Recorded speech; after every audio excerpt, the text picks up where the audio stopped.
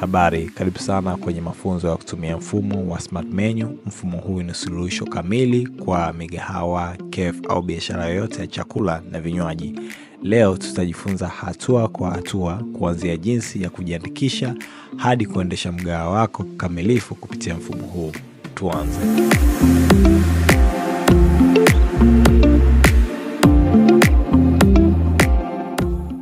Hatua ya kwanza ni kufungua account. Kwanza kabisa utatembelea tovuti yetu ya smartbiashara.com. Kama hii hapa juu, utaingia tu smartbiashara.com.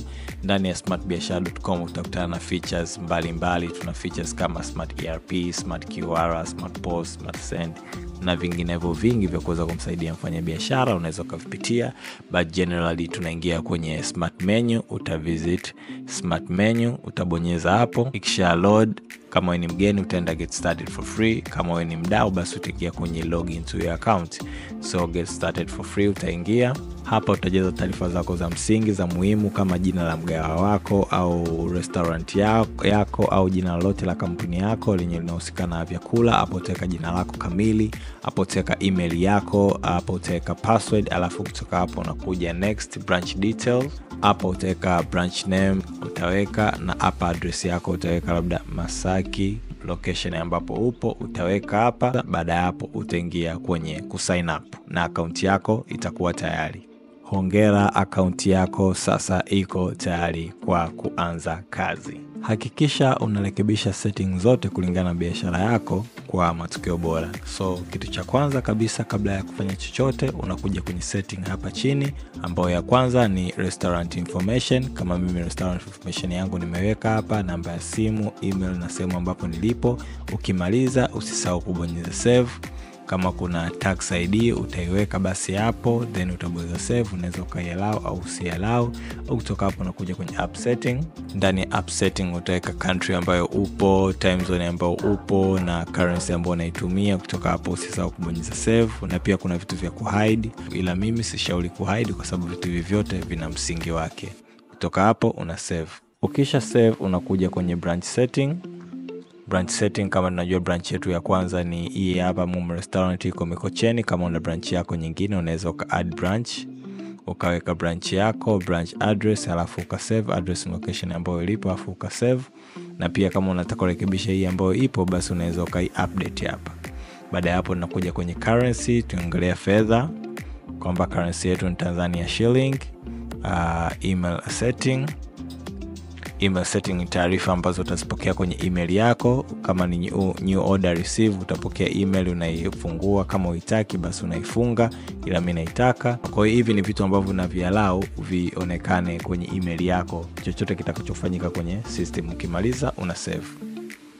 Kisha kuna information kama taxes. Kama una tax, kama ni VAT basi unaweza add tax hapa, ukaandika hapo VAT, ukaweka asilimia zako. Kama ni 18 ambayo inakatwa kwenye biashara yako basi unabonyeza save, alafu inaingia, ila mimi kwa sababu sina na iacha. Kisha nitaenda kwenye payment gateway. Payment gateway ni ya msingi sana kwenye masuala ya kupokea fedha. Rizopay hatutumii Tanzania, Stripe hatutumii Tanzania, ila offline payment ni nzuri na na recommend. So kuna kitu kinaitwa payment offline ambao ukiklik hapa unaweza kuweka lipa namba zako, unaweza kuweka taarifa ya benki kama unapokea kwa benki, kama unapokea kwa lipa namba basi unaweza kaziweka hapo. Hata kama unapokea kwa namba ya simu utaweka hapo, mteja atakuja kuiona. Na pia unaweza ukaallow kama unapokea kwa cash basi unaweza ukaitiki hiyo, alafu kutoka hapo ukasave, hata itakuwepo kwenye receipt. Na pia kuna QR code payment. Ukiklik hapa utaambiwa pay via QR code, basi ukienable hapa itakwambia uweke picha. Kwa ile picha utaiweka hapa, utaklik hapa, then picha kama unayo kwenye kompyuta basi utaiweka, alafu utasave. Hizi hapa mbili ni za msingi. Ukimaliza kila kitu usisahau kubonyeza save. Tukitoka hapo tunakuja kwenye sehemu ya theme. Tunaongelea muonekano. Unaweza kuweka logo yako, upload logo. Kama mimi hapa logo yangu inaonekana hapa, kwa hiyo logo yako utaweka hapo. Kuweka logo hapa itakuja kuonekana hata kwenye website yako. Na pia kuna hizi zinaitwa favicon. Hizi pia system yetu ina application. Kwa hiyo kwenye application yako ukitaka ionekane logo yako basi utaziweka hapa. Na pia lazima uzingatie size. Na pia kuna sehemu ya rangi, kama nimependa rangi nyekundu ndio maana imekuja hapa, but kuna rangi nyingine tofauti unaweza ukachagua wewe hapa kulingana na brand yako ilivyo. Ukimaliza utakuja kubonyeza save. Tukitoka hapo tunakuja kwenye staff role. Kwenye account yetu tuna vyeo vitatu tu. Tuna vyeo vya branch head, kuna waiter, mhudumu, na kuna wapishi. So kama wao utawatengenezea account na kuna vitu unataka waruhusu wavione na wavifanye, basi unaweza ukabonyeza kidude cha kujumlisha. Sasa kwa mfano kama mimi sehemu ya menu nimempa uwezo wa kuweza kuona menu ila hawezi kucreate menu. Nikitaka waiter atengeneze menu, basi na click kidude cha kujumlisha ataweza kutengeneza menu. Nikitaka chef mpishi aweze kutengeneza menu, basi nabonyeza kidude cha kujumlisha atakuwa anaweza kutengeneza menu. Kama staki apate hii feature moja hapo, basi nabonyeza kidude cha kuminus, kwa hiyo anakuwa hana hiyo access. Kwa hiyo kuna access nyingi sana hapa, unaweza ukafanya experiment ukaangalia tayari. Kwa hiyo hapo nina access zote, na waiter wako utapa access kulingana na vitu ambavyo vipo kushoto, na chef wako utapa access kulingana na vitu ambavyo vipo kushoto. Tukija kuna swala la billing. Swala la billing ili ni package gani unahitaji kutoka kwetu. Na kwa wale watu wa reservation kwenye website yako, wewe mwenye mgahawa, watu wanaweza kufanya reservation za Jumatatu, Jumanne, Jumatano hadi Jumapili. So kuna siku ambazo hutaki watu wafanye reservation, unaweza ukaondoa tiki. Kwa mfano kama siku ya Ijumaa nitakuwa nimefunga, basi sitakuwa na reservation mchana, usiku wala asubuhi. Kwa hiyo na untick. Nikitoka hapo na save, na pia unaweza ukaedit hata muda. About us itaelezea kuhusu mgahawa wako. Kuna hii template ambayo tayari ipo, kwa hiyo unaweza ukaitumia hiyo au ukatengeneza yako kabuni nzuri. Ukimaliza uka save. Customer site, hii ni website ambayo sasa mteja wako ataipitia na ina vitu vingi. Kwa mfano wakati wa kuorder unaweza kumalao customer to place order. Mimi nataka place order, allow dining unaiweka. Customer needs to log in to place order, kwamba ni lazima mteja log in ndio afanye order, ila mimi sitaki. Anaweza akafanya order bila hata kulogin, ila kama nataka nitunze taarifa za wateja wangu, basi naweza nikabonyeza hiyo tiki ili akilogin ataweka taarifa zake, na mimi nitajua na wateja wangapi na taarifa zao nitakuwa nazo. Na pia kuna enable tip for post, enable confirm order status. Hizi unaweza kaangalia kulingana na preferences zako nini unataka. Tuna feature kuweza kumuita mhudumu, unaweza ukafanya experiment mwenyewe. Na dining maana yake ni wale watu ambao wanakula umomo ndani. Kwa hiyo kuna vitu unaweza ukavisoma hapa ukavielewa na ukabonyeza tick kuvialau, japo ni vingi but ni mdogo. Pia hii PWA ni application, enable PWA app. Kwa hiyo unaweza download application kwenye simu, basi utaweka tick mimi naipenda. Na kama una Facebook account, Instagram, Twitter, Yelp unaweza ukaitumia kwa niaba ya TikTok, basi ukaweka link zako hapo. Na baadhi ya vitu vingine vipatikani Tanzania. Ukimaliza una save.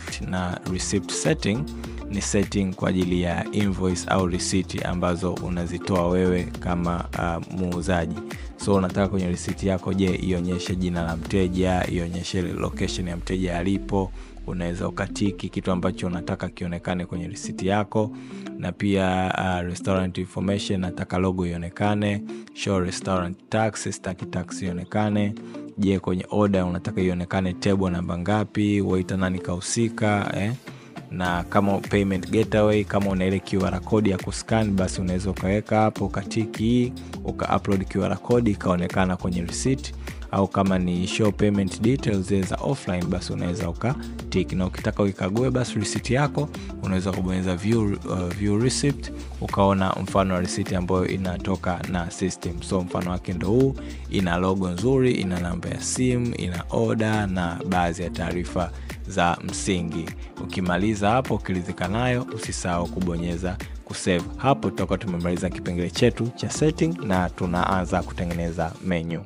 Naam, so baada ya kufungua account na kufanya setting, utakuja kwenye sehemu ya ku-add menu yako. Basi unaweza kuwa na menu yako yenye vitu tofauti. Unaweza kuwa na menu labda yenye vyakula, vinywaji au keki. So cha kwanza utakuja kwenye menu, utaklik hapo, utakuja kwenye menu, uta-add menu hapa kulia. Kisha add menu, kwa mfano naweza kusema hii ni vyakula. Uta save. nitatengeneza na page ya vinywaji, nita save, au labda naweza nikatengeneza page ya bakery nika save. Unaweza kuipa jina lolote unalotaka. Cancel. So menu item ni vitu ambavyo vinakaa sasa ndani ya hizi menu zetu. Kwa mfano kwenye vyakula tuna vitu kama wali, naweza kaweka labda wali, sawa. Wali hapo utaweka description, maelezo kidogo. Choose menu, hii ikae kwenye vyakula, vinywaji au bakery, labda sema ikae kwenye vyakula, sawa. Item category sina, nitatengeneza, nitabonyeza hiki kidude, nitatengeneza, nitaandika labda ni vyakula pia, nita save, cancel. Nikichagua hapa vyakula inakaa. So kama ni vegetable, non vegetable, kama ni egg, kama ni drink, others inakuwa kwenye others. Je, wali inachukua muda gani kutengeneza? Inaweza ikawa inachukua labda tuseme dakika 5 mpaka imekuja kufika labda kwa mteja. Unaweza kuweka muda wote ambao unataka, na pia if it's available, kama inapatikana au haipatikani, unaweza ukaset ili mtu ambaye mteja akija kuagizia kwenye website yako kufanya order basi aione au asione. So ukiweka is available maana yake anaiona, ukiweka not available maana yake hatoiona. Alafu baada ya hapo picha, utaweka picha yake hapo, utachoose picture, utaiweka. Nisha attach picha yangu ya wali hapo, akishaiweka hapo naweka na price yake labda ni 1500. Hiyo ni wali peke yake. Sasa unaweza kawa unajiuliza labda mbona sijaweka wali maharage au sijaweka wali njegere au ni nini? Hiyo tutakuja kuweka kwenye labda modifier group.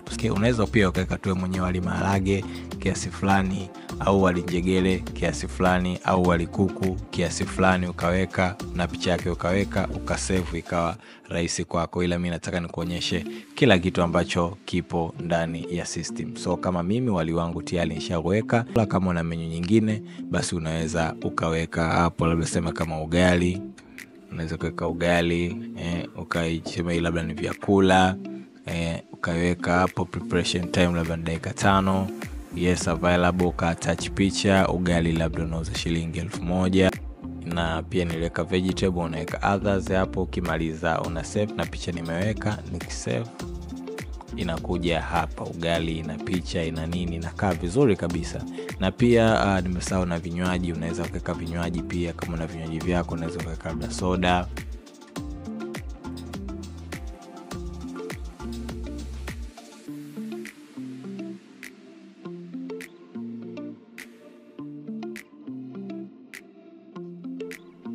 nikisha save basi inakuja hapo na soda na ugali na wali. Sasa kuna vitu kama mboga, mboga vitu ambavyo unaweka juu yake. Kumbuka unaweza kutengeneza tu moja tu general yenye bei yake, ni rahisi pia ikakamilisha complete menu yako nzima. Alafu kuna modifier. Sasa kumbuka kule tuliweka vitu kama wali, tuliweka vitu kama ugali, kwa hiyo kuna vitu kama mboga, sawa. Na add modifier, naweza nikasema labda hizi ni topping, sawa, hizi ni toppings, sawa, au unaweza kazita mboga, sawa. Vyovyote unaweza kuweka description yake hapa. So mfano tuna mboga kama maharage shingapi, labda ni 500,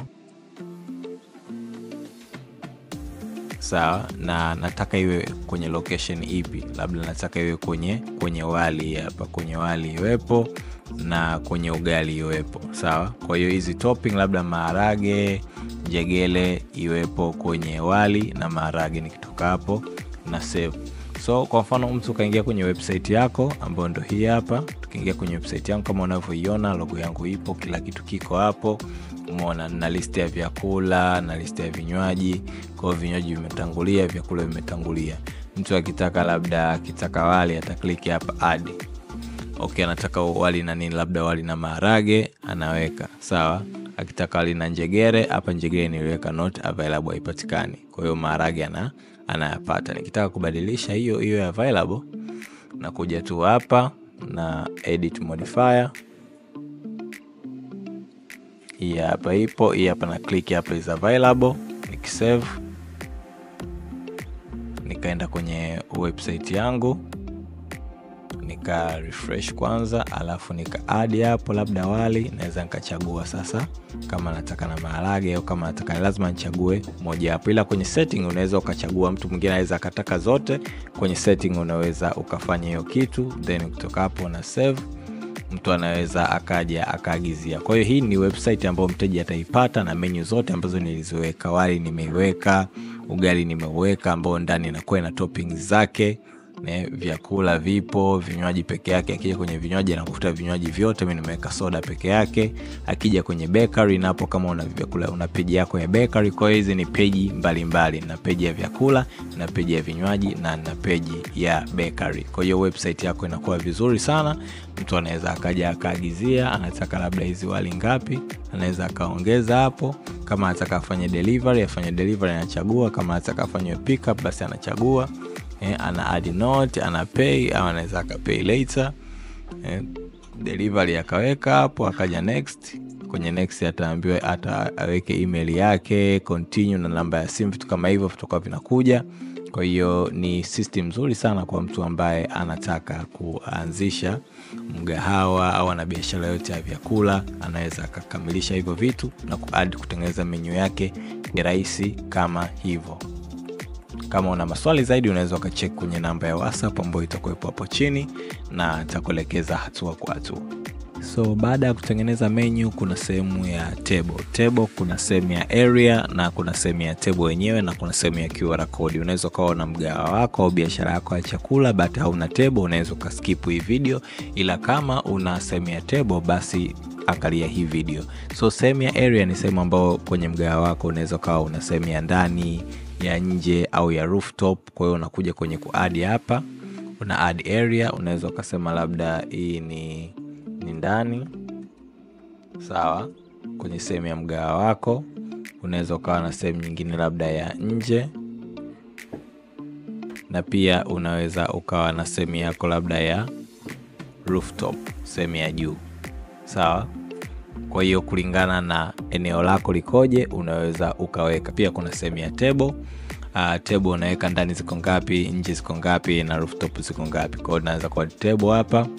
Naanza ya kwanza sehemu ya ndani. Sehemu ya ndani labda kuna table namba 1. Unaweza kuweka table 1, au unaweza kuweka T1, au unaweza kuweka table 1, au unaweza kuweka meza 1. Yani vyovyote utakavyopenda, ila mimi napenda labda nitumie T1 kwa kifupi, sawa.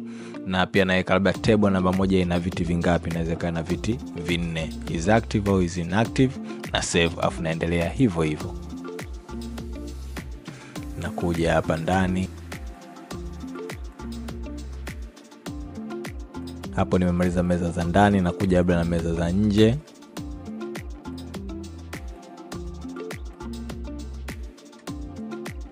Save viti vya nje, na pia kuna viti vya rooftop.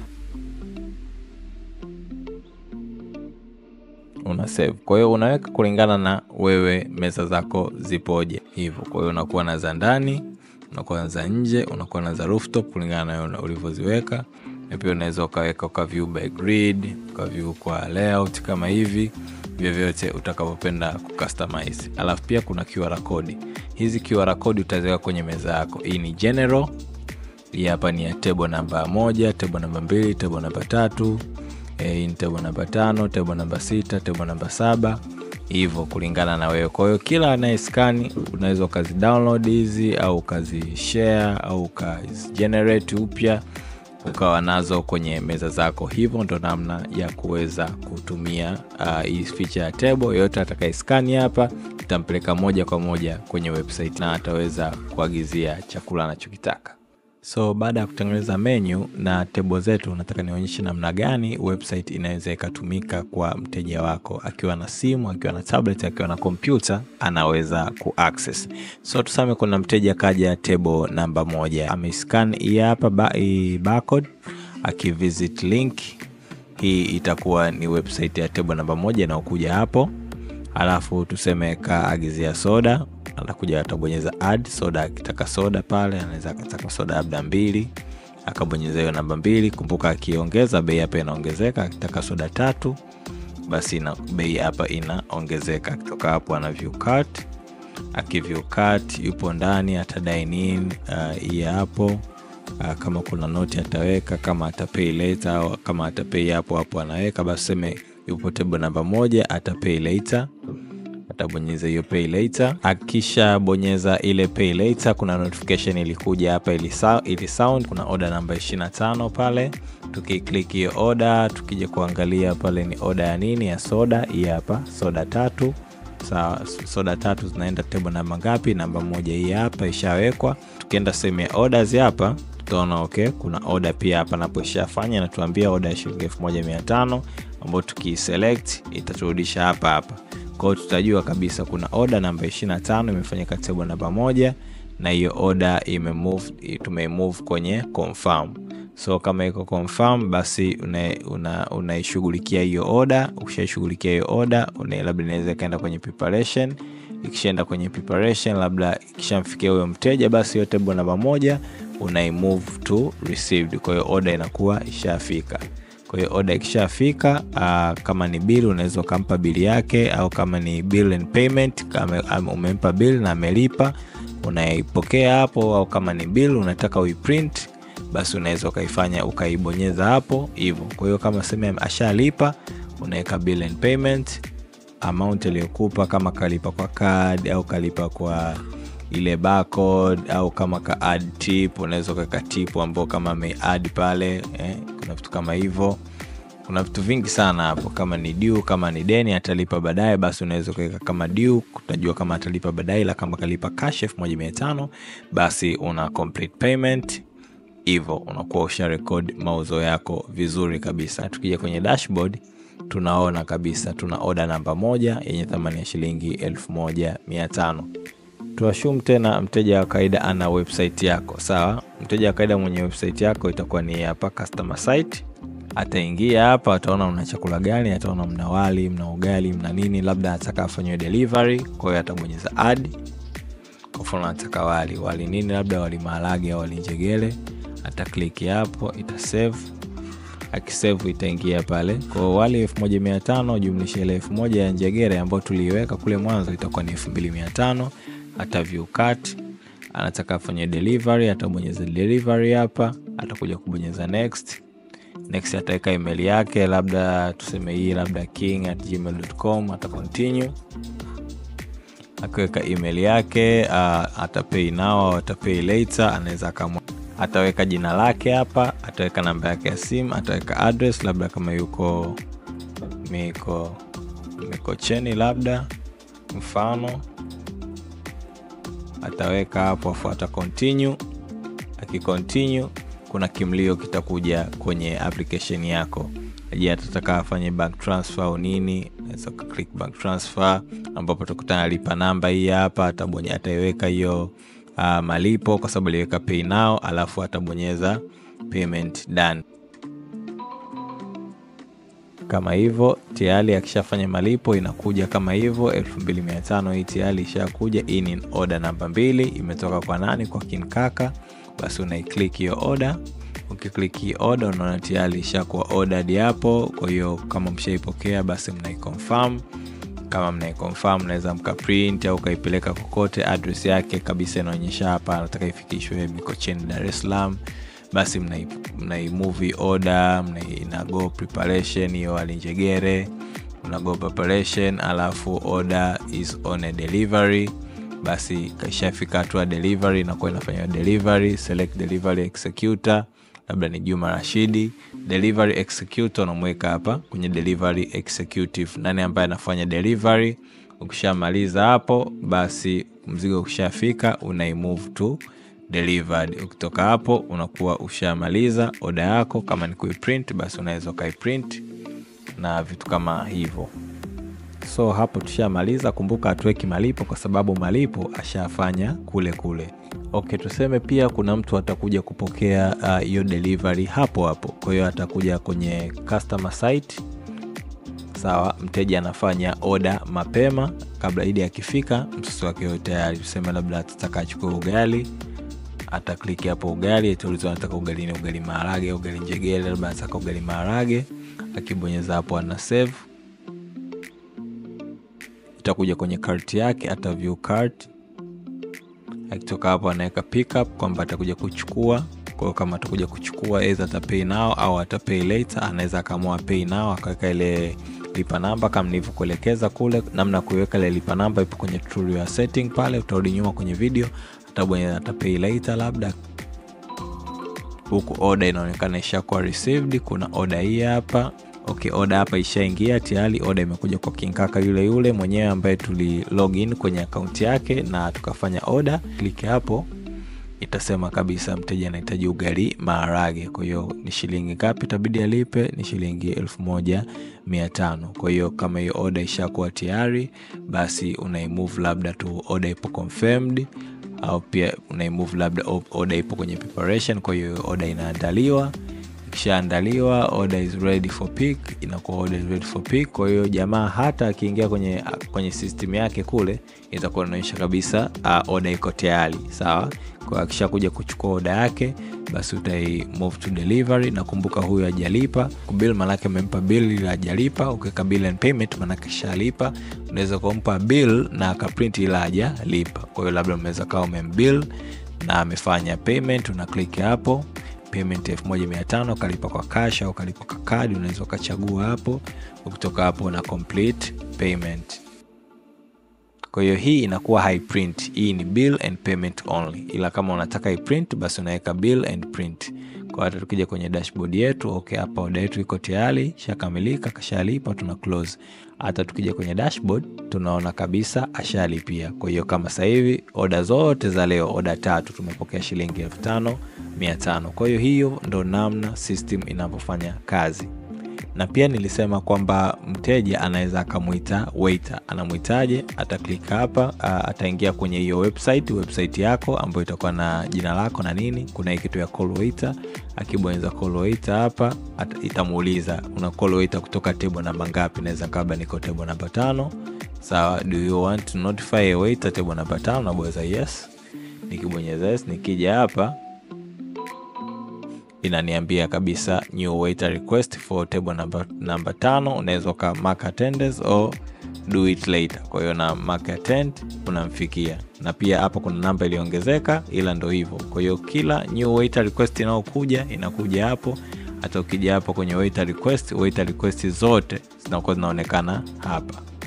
Na pia kama mna watu wenu special wa delivery, kuna hapa inaitwa delivery executive. Unaweza kumweka mtu wako special delivery. Kwa mfano kama nimeweka na delivery wangu anaitwa Juma Rashidi, namba yake ya simu hii hapa. Kama unaweza kaona una watu wako wa delivery 5, basi unam-add hapa, unaweka jina lake, labda kama ni Hamisi, unaweka namba yake ya simu. Unaweka status kama yuko available au kama yupo available. Kutoka hapo unamsave. Kwa hiyo unakuwa na list ya watu wako wa deliver. Kwa upande wa website na kuanishaelekeza kila kitu na namna gani watu wanaweza kutumia website yako kwenye kufanya order ya vyakula au vinywaji kwenye mgahawa wako au biashara yako yote ya chakula. Naam, so nimekaa chini nikaongeza menu yangu kidogo hapa. Nimeongeza list ya menu yangu kidogo. Nataka nielekeze kitu kinaitwa post. Post ni hapa. Tuashumu sio lazima kila mtu afanye delivery mtandaoni au askani. Tuashumu tu mtu kaja tu hapo moja kwa moja kwenye counter. Tuseme anataka labda chips kavu. Kwa hiyo mhudumu atabonyeza tu chips kavu kwenye tablet yake. Itaonekana hapo chips kavu anahitaji moja. Kishalipa basi anaweza kubonyeza tu bill and payment. Kwa bill and payment kashalipa 2000, complete payment kwa cash, tayari ana cancel, ashafanya mauzo ya kwanza. Tuseme mtu mwingine anataka labda chips yai hapa, chips yai labda au na mshikaki, akabonyeza hapo na mshikaki. Kwa inamuonyesha jumla inabidi alipe shingapi, 4000. Kama ni kitu ambacho kinabidi kiende jikoni, basi anaweza kubonyeza hii KOT. KOT ni kitu ambacho kinaenda jikoni. Mtu wa jikoni akija kwenye order akabonyeza KOT, umeona hii order ni order ambayo imefika jikoni. Kwa hiyo kuna hizi order, kuna hii chips yai imefika jikoni, kuna ugali imefika jikoni, na kuna hii wali imefika jikoni. Kwa hiyo kama hii chips yai ishafika, chakula kikiwa tayari, anabonyeza food is ready. Akibonyeza food is ready, maana yake upande wa jikoni ashamaliza. So ile chips yai ambayo imetoka jikoni ikishakuwa ready, maana yake mtu wa pale counter atabonyeza hii hapa KOT, ataona kabisa hii huduma iko tayari. Kwa hiyo ilikuwa ordered in place, ikawa confirmed, ishakuwa prepared, tayari kufanywa save. basi ikishaenda kumhudumia ata move order to saved. Ikishamaliza kuwa saved, ikishamfikia mnaweza kumpa bill akaona ni shilingi ngapi, au unaweza kumpa bill na kuprint ukamprintia bill yake, au unaweza ukampa bill na akawa amelipa hapo hapo. Kwa kama ashalipa basi unabonyeza bill and print. Ukibonyeza bill and print inabidi alipe 4,000. Kutoka hapo unampa hivyo, ukimaliza una cancel. Hiyo ni order nyingine. Tuseme labda kuna mteja mwingine labda ameagizia labda kuku robo, ataka kuku robo, kwa ata click hapo kuku robo, ata click hapo labda atakabla na chips kuku, kwa itabidi alipe kama shilingi 5,000. Hii yote ni dine in. Labda kama inahitajiwa ifanywe delivery na mtu upo counter kwenye POS, basi atabonyeza hapa delivery. Hii ni order ya kufanywa delivery, au kama ni order ambayo mteja atakuja kuichukua basi unabonyeza pick up. Ila hivi vitu ninavyofanya kwenye POS ni vitu ambavyo navifanya mtu ambaye yupo counter. Kwa hiyo kama ni dining, mteja hapo hapo ambaye amekuja labda anataka kula hapo hapo, basi unabonyeza dining na chakula ambacho amekitaka, alafu unaweza ukakipeleka jikoni au kabonyeza KOT and print. Kama nyinyi mna print vile vikaratasi kwa ajili ya kwenda jikoni, basi unaweza ukawekea hapo. Au kama mtu yuko jikoni na order ipo tayari kama watu wa KFC au wapi, wanabonyeza hii hapo quote. Wakibonyeza hii quote maana yake order inaenda jikoni. Yule mtu wa jikoni atakuwa, hii ndio sehemu ambayo itakuwa imefunguka kwake, na order kama hivi itakuwa inalia kama hivyo. Kwa hiyo itaonyesha jikoni kuna order fulani ya kuku robo na chips moja itatengenezwa. Ikishatengenezwa anabonyeza hapo food is ready. Akibonyeza food is ready, akishabonyeza food is ready, inatoka kwenye mikono yake inakuja kwenye sehemu ya order. Mtu wa order pale anahesabu labda kama ni order namba 30, akitaja pale maana yake ndio hii hapo, basi inabonyezwa hapo. Order ishakamilika, unaweka move order ishakuwa saved, na kama atalipa basi utabonyeza hiyo na utapokea malipo yako ya shilingi 5,000 na complete hapo kama kalipa kwa cash hivyo. Hata ukija kwenye dashboard inaonyesha order zote ambazo zimefanyika na hela ambayo imeingia na wateja wote waliolipia. Kwa hiyo kuna order namba kadhaa, umeona hivyo. Hata kama kuna mteja yuko labda table namba fulani, kuna mhudumu kaenda, basi unaweza kuweka dining assigning table, labda mteja table namba fulani, una click table yake inaonyesha kabisa order namba 32, table namba 3, huyu mtu labda ka order chips kavu, basi unaweza kuweka bill and payment, au unaweza kuweka bill au kaipeleka jikoni, vyovyote utakapopenda. Kwa kama ameorder na amelipia hapo hapo, basi unaweza complete order, ukafanya na payment, ukapokea na hela, ukaimaliza order tayari ishakuwa received. Umeona, kutoka hapo una close. Kwa hiyo hivyo ndo namna system inavyokuwa inafanya kazi kirahisi kwa mtu ambaye anafanya biashara ya chakula na vinywaji yoyote yule. Naam, so it's another day. Tunaendelea tutorial yetu. Tumefanya vitu vingi sana.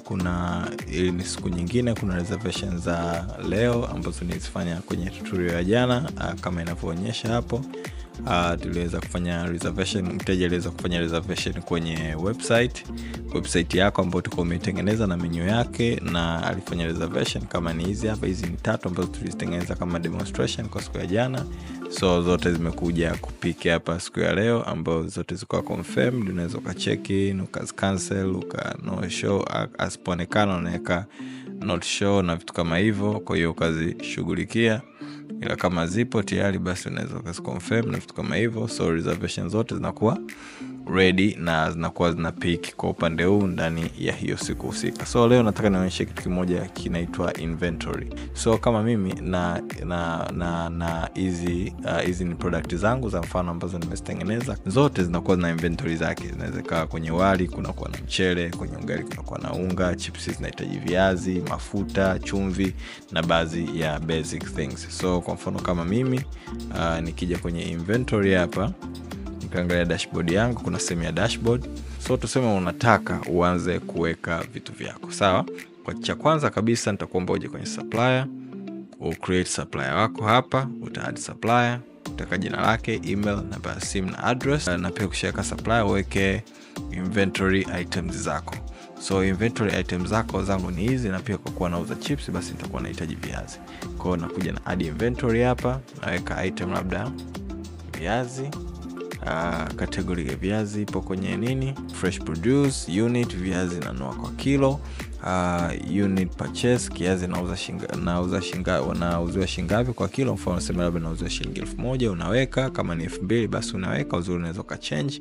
Na threshold setting ni kama nataka viazi labda kwa mfano na kilo zangu 100, zikifika labda kilo 10 basi inipe taarifa. Kwa hiyo ukiweka hapo kilo 10 basi itakuwa inanipa taarifa kwamba viazi vinakaribia kuisha. Na pia lazima nimchague supplier mmoja hapo ambaye ananisupplyia. Kwa mfano kama mimi ni mteja supplier huyu hapa tayari, na auto reorder quantity unaweka kwamba ikifika labda kilo 10 au ikifika kilo 20 au kilo 5 basi ijioda automatic. Ila mimi hiyo siweki, nikitoka hapo na save. Kwa hiyo hapa na viazi na chumvi na mafuta na mchele, hizi zote ni list. Sasa tuje kwenye idadi. Sawa, tunakuja inventory stocking. Sawa, inventory stocking kwa mfano kuna viazi ninavyo ila ni 0 kg. Mfano nikaenda kununua viazi, sawa, au ipo tu ndani. Kwa hiyo nakuja kwenye stocking, naandika viazi hapa. Nataka ninunue viazi labda nataka ninunue kilo ngapi, labda nataka ninunue kilo 100, naweka kilo 100. Huwa nanuziaga unit purchasing price ni shilingi 1000. Na expire lini, utaweka tarehe ya expire. Supplier wako ni huyo hapo. Ukisave viazi vishaongezeka kilo 100. Sawa, kwa hata kama umetumia hiyo viazi kilo 100 labda ukasema ukapunguza labda kilo 10 labda siku ya kwanza, sawa, unakuja add stock entry, unakuja hapo stock out, unaandika labda viazi, sawa, unakuja utaandika tu jina hapo viazi. Viazi labda siku ya leo labda nimepunguza labda kilo 10 kwa ajili ya matumizi, basi una save. Ukisave viazi vinapungua kama hivyo, sawa. Tuseme labda viazi vimeharibika, sawa, inakuja wastage. Unakuja kwenye wastage hapa, una search product yako viazi labda kilo 10 labda zimeharibika. Wastage reason unaweza kuweka labda zime-spoil, zimefanyaje, zime-spoil, una save. Ukisave, kwa hiyo umeona, kwa hiyo product zako zinaongezeka na kupungua kama hivi. Kwa unaweza ukamanage inventory zako kwa style hiyo, kwa kuongeza na kupunguza. Na pia unaweza kawa una business location 2, umefaulisha viazi, unafanya transfer. Kwa hiyo unaweka hapo viazi vyako, labda umesafirisha 10, umepeleka kwenye branch ipi. Mimi branch sina nyingine zaidi ya location ambayo ipo, but unaweza ukasafirisha ukachagua hapo branch yako nyingine, ukasave na ukawa una manage inventory yako kama hivyo. Na pia kuna kitu kinaitwa recipe. Kuna wale watu ambao wanatengeneza keki, wana nini, wana vipimo maalum. Sasa hiyo naifanyaje? Kwa mfano useme una unga, una sukari, una mafuta, una vitu ambavyo vinatumika kwenye kutengeneza keki labda, au chochote, msosi wowote ule. Kama mimi wali labda nimeweka natumia mchele hii, mafuta natumia labda lita 0.1, chumvi natumia 0.1 packed. Kwa hiyo unaangalia namna gani ya kuweza kumanage na kumonitor. Kwa hiyo tuseme labda mfano nataka nitengeneze chips, sawa, ili nitengeneze chips kavu. Ili nitengeneze chips kavu labda nitahitaji kitu kama viazi, sawa. Hapo naongelea plate moja, sawa. Viazi labda kilo 0.2 ya viazi labda inatumika, sawa. Na pia nitahitaji vitu kama labda mafuta, sawa, nitahitaji mafuta, sawa. Hii ni mfano tu wa chips, ile unaweza kaweka yako. Je, lita ngapi? Labda lita 0.1 labda mafuta, sawa. Alafu labda na add na nini, labda kama kuna chumvi itatumika, kwa naweka pale chumvi hapa. Sasa kwa sababu nanunuaga kwa pakti, sasa unapima sasa, je pakti moja, je unatumia chumvi kiasi gani? Labda 0.01, chumvi kidogo tu labda. Nikitoka hapo na save. Sasa hii inakuja kwa affect wapi? Kwamba kila nikienda kuuza chips inaenda kupunguza inventory yangu. Kwa mfano na inventory stock hapa, kwa mfano hapa na viazi kilo 80, sawa. Naenda kwenye post, nafanya kama nauza chips, sawa. Naenda kuuza chips, mteja kaja, labda anaweza kama fanya delivery au pick up. Tuseme kaja tu ku dine in, naweka labda huyo mteja labda yuko table namba 3, naweka pia labda nataka labda plate 2, sawa. Alafu kama kuna discount naweza kamwadia, kama nikufuta naweza nikafuta, basi sema kashari pia. Unakuja tu hapa 1400 kalipa kwa cash tayari. Nishamaliza na order iko saved. Nikitoka hapo na close. Na nikija kwenye inventory nitaenda kuona kabisa viazi vile vimepungua.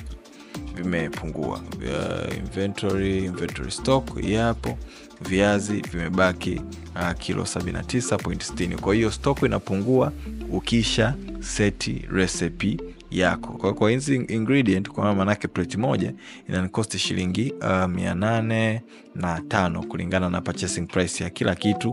Kwa hiyo mimi mwenyewe naweza nikajua nimeingiza faida kiasi gani. But hivyo ndo namna ya kuweza kumanage inventory yako. Unaweza usitumie recipe ukawa unafanya tu kupunguza, kuongeza au kuweka wastage ili uweze ukamanage inventory yako na kujua namna gani inventory zina move. Na pia inventory sio kila mtu ana access ya kuifungua, bali unaweza ukawa wewe kama manager au mtu wa inventory akawa anahusika kwenye kuimonitor ili usiweze kuingia hasara na kujua namna gani inventory zako zina move.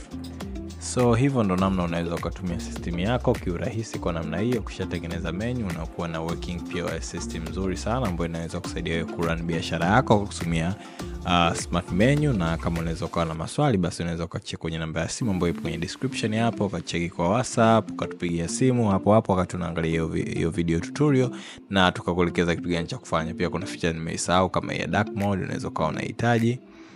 Na pia kwenye website yetu ipo hivyo, mtu anaweza kaingia home akafanya booking. Kwa hiyo website inajipamba kulingana na utakavyo kwenye setting.